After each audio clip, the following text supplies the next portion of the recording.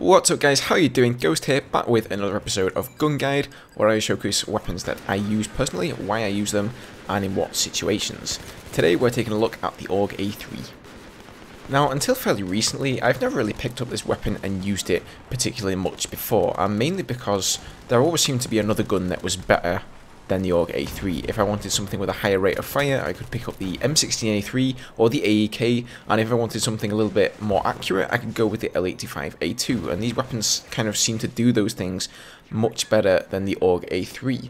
But then I realised where its niche really lies, and it is just a jack of all trades, this weapon. You can put it in any situation, and you're going to be in pretty good hands. So whether you're close range, medium range, in a long range engagement, you're going to be taken well care of if you have the AUG A3. And this is definitely something to be said for newer players out there. Maybe people who don't know the maps quite as well as people who have played Battlefield 3 for a long time. People who are looking to unlock a weapon fairly fast and just get out there, have an easy to use weapon and be comfortable at all ranges and in all situations. So unlocking this weapon is pretty straightforward and easy. You are going to need the close quarters expansion pack, and in this point in Battlefield 3's lifespan, I feel that most people have that right at the moment. Not everyone has premium, but most people have close quarters, and all you need is 30 kills with assault rifles, and you need to revive a squad member 10 times. So I think whether a new player or not, nobody is going to really have trouble accomplishing that. Now this weapon just feels so super comfortable. You can literally just pick it up when you've never fired it before and it feels completely natural. You just point and shoot. You don't really have to burst fire unless you're at super long ranges. And it is almost as accurate as the L85A2, which might I add is an extremely accurate assault rifle. I did a previous gun guide on that weapon, and if I'm looking for something that's got very low recoil and is very accurate, that will usually be the gun that I go for. Although it does have quite a slow rate of fire, so that kind of drags it down in those close quarter situations. The AUG A3, however, comes in at 700 rate of fire, so not the highest rate of fire out there, but certainly not the lowest. It's quite a middle ground. The recoil is an upwards of 0.2, left of 0.3, and a right pull of 0.4, so definitely nothing crazy and fairly easy to control.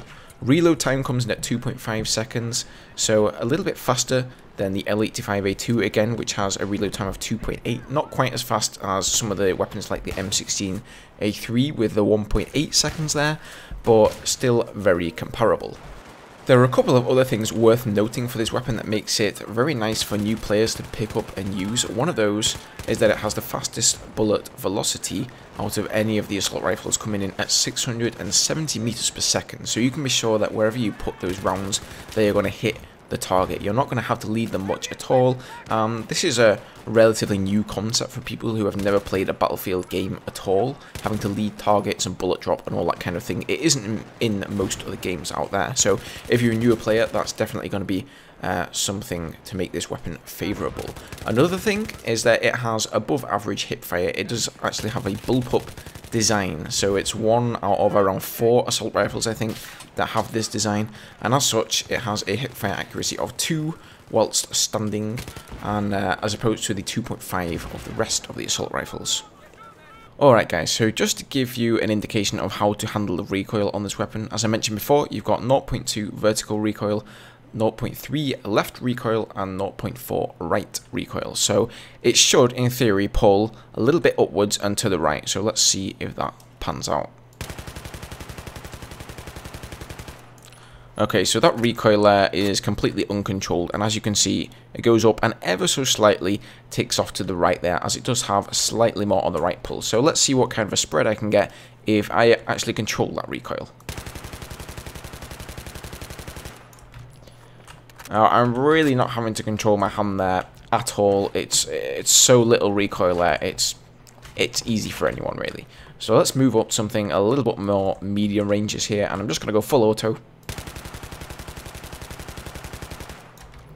Okay, so there you can see, once you start getting to medium range, it's probably going to pay to burst fire, because that spread there is pretty big. I mean, you could, to be sure, you could take somebody down with it, but really you want to be taking down 2 targets with 1 clip at that range, if not 3. Alright, so let's go to something pretty long range here, and of course with any assault rifle you're going to have to burst fire at long ranges, so here we go.